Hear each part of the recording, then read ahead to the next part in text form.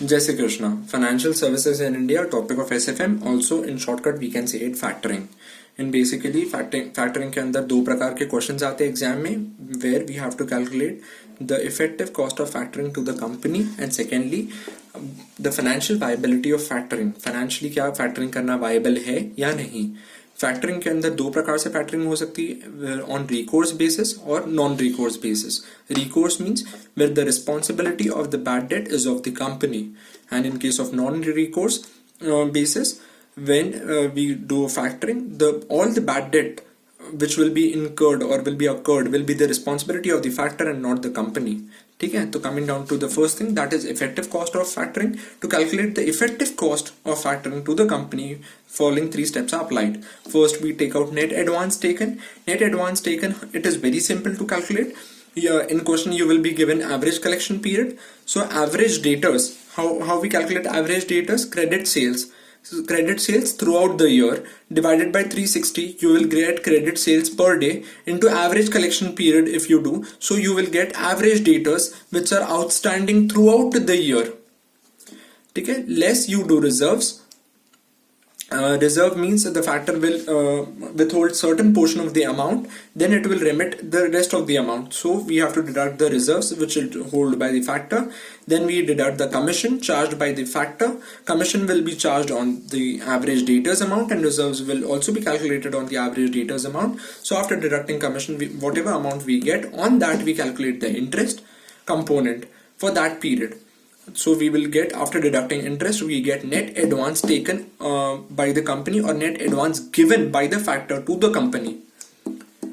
Okay. One thing you have to note, if the question is silent, we assume that commission is upfront. We think that today itself the factor is going to give me the money, so he is going to deduct the commission today itself.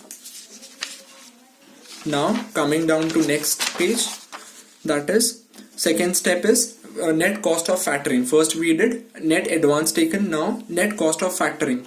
In that, first we calculate cost of factoring. There are two costs basically, commission and interest, which we are paying to the factor. So we have to convert there are two ways to calculate commission and interest. Either do this commission and interest and convert this into per annum basis, or directly multiply commission and commission with the credit sale, multiply the commission percentage with the credit sale, and calculate the interest on the net advance taken for the full year. Then comes benefit of factoring. There are certain benefits of factoring. Once a company goes for factoring, its administration expenses are zero because everything is now done. Every work is done by the factor.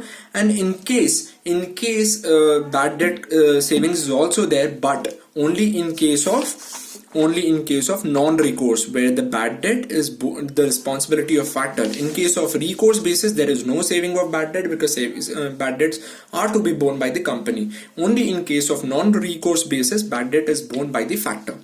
So that will be benefit. So cost minus benefit, you will get the net cost of factoring. Then step 3 comes calculating effective cost of factoring. Net cost जो मुझे लगा, जो company को लगा, divided by net advance taken.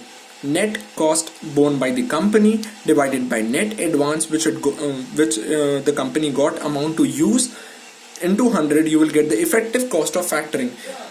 Means मुझे 100 रुपए आज के दिन में लेने के लिए कितने पैसे खर्चा करने पड़े या कितने पैसे लगी मुझे फैक्टर की, वो मेरी इफेक्टिव कॉस्ट हो गई उतने रुपए अरेंज करने के लिए आज के दिन. Basically, effective cost of factoring means to arrange 100 rupees which I would have got 1 year ago, to discounting करके the present value of that 100 rupees if I get it today. So what is the cost? What is the cost I am paying to get it today itself? That is the effective cost of factoring. Some points we have to note. If question is silent, we assume commission and interest is upfront, as discussed earlier. If question says the language is 20% risk with recourse, means 20% risk is with recourse, means 80% is non-recourse, means 80% of bad debt is the responsibility of factor and 20% of the bad debts is the responsibility of the company. Always assumes, if nothing is mentioned in the question or just normal sales figures are given, so we will assume that sales are credit sales unless question specifies otherwise. ACP means average collection period. in how many days, if I make a sale today, in how many days will I get the money from the debtors if I do a credit sale. So that is average collection period. Now coming to the second thing, that is financial viability of factoring, where we check whether the company should go for factoring or not. So here, first of all, what we will do is, we will first of all check out what is the cost the company is bearing. For example, admin cost, bad debts. Admin cost might be there, bad debt might be there, the amount might be plugged in the debtors. That we will check. Then we will see this thing. We will see saving due to factoring. What is saving due to factoring? Like saving of admin cost, saving of bad debt in case of non-recourse, saving of finance cost. Finance cost with regards to you are getting money today itself, so there is no additional cost. Otherwise, if you would have gone to a bank and borrowed that amount, you would have to pay something extra for it. So saving in of finance cost. Reduction in receivable. After factoring, there is a reduction in receivable. So what we basically do is reduction in receivable into bond into bank overdraft rate. That is the that we do for calculating saving in the finance cost. Then comes cost of factoring. Cost of factoring basically we do it by